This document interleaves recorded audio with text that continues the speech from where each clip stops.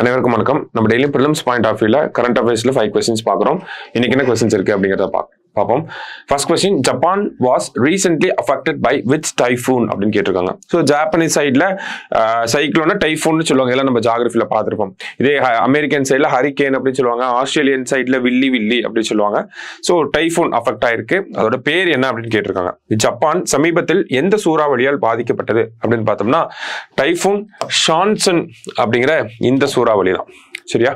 அடுத்தது, books like Destruction of Hyderabad, Article 370, History of Jammu and Kashmir was written by அப்படின்னு கேட்டிருக்காங்க. ஹைதராபாத் அழிவு, சட்டப்பிரிவு 370, ஜம்மு அண்ட் காஷ்மீர் வரலாறு போன்ற புத்தகங்களை எழுதியவர் யார் அப்படின்னு பார்த்தோம்னா ஏஜி நூரானி அப்படிங்கிறவர் தான். ஒரு பெரிய வழக்கறிஞராக இருந்திருப்பாரு, சமீபத்தில் இறந்துட்டார். அதன் பின்னணியில் இந்த கேள்வி வந்திருக்கு.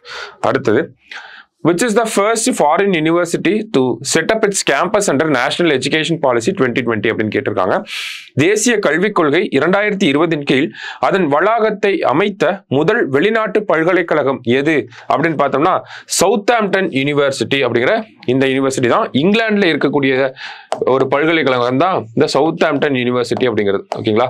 ஸோ எங்க இவங்களோட கேம்பஸ் இந்தியாவில் எங்க செட்டப் பண்றாங்க அப்படின்னா குருகிராம் அப்படிங்கிற பிளேஸ் கேள்விப்பட்டிருப்பீங்க, ஹரியானா பக்கத்துல குருகிராம்.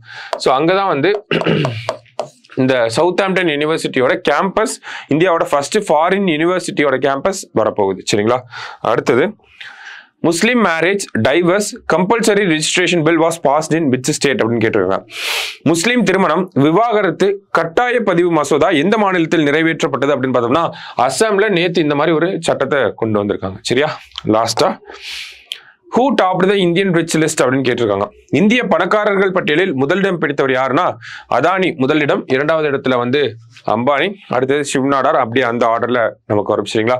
கிட்டத்தட்ட 11 லட்சம் கோடி சொத்து மதிப்பு வந்து கால்குலேட் பண்ணிருக்காங்க. ஸோ இன்னைக்கு ப்ரிலிம்ஸ் பாயிண்ட் ஆஃப் வியூல 5 கொஸ்டின் பார்த்திருக்கோம். நாளைக்கு 5 கொஸ்டின்ல மீட் பண்ணலாம். தேங்க்யூ.